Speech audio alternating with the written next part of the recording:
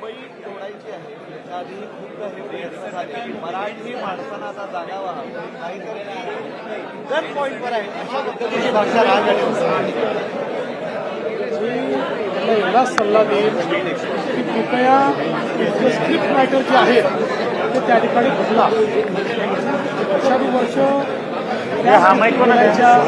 त्याच्यावरच मतं मागायचे जे इश्यूज नाहीत या महाराष्ट्रामध्ये. महाराष्ट्रापासून मुंबई कोण तोडू शकतं?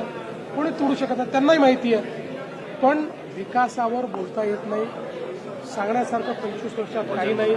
म्हणून अशा प्रकारचे मुद्दे ते मांडतायत.